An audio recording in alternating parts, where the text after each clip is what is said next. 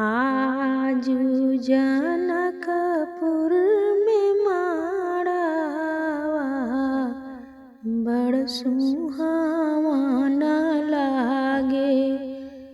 आजू जनकपुर में माड़वा बड़ सुहावन लागे। सीता के चढ़ेला हरदिया मन भावन लागे।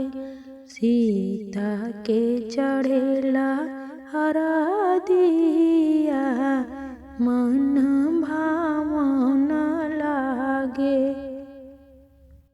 हरे हरे बसवा कटवले जनक राज। हरे हरे बसवा कटवले जनक राज। मन में सुने ना मई बजेला आनंद बाज। मन में सुने ना मई बजेला आनंद बाज। सुर भैले सगरी महालिया बड़लू भावन लागे। सुर भैले सगरी महालिया बड़लू भावन लागे। सीता के चढ़ेला हरदिया मन भावन लागे। धनी रे नगरिया के उमड़ल भगिया। धनी रे नगरिया के उमड़ल भगिया। जगली सुनर सिया के अमर सुहगिया। चौका पुरवाला अंगनावा बड़ा पावन लागे। चौका पुरवाला अंगनावा बड़ा पावन लागे। सीता के चढ़ेला हरदिया मन भावन लागे। सीता के चढ़ेला हरदिया मन भावन लागे।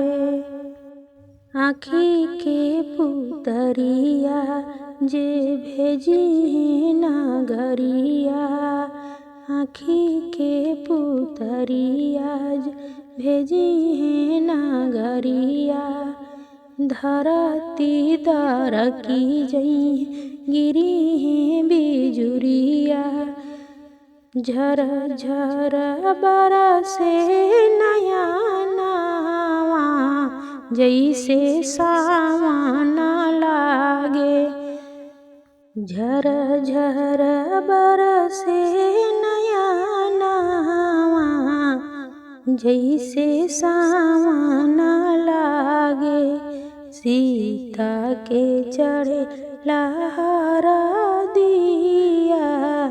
मन भावन लागे। सीता के चढ़ेला हरदिया मन भावन लागे। आजू जनकपुर में माड़वा बड़ सुहावन लागे। आजू जनकपुर में माड़वा बड़ सुहावन लागे। सीता के चढ़ेला हरदिया मन भावन लागे। सीता के चढ़ेला हरदिया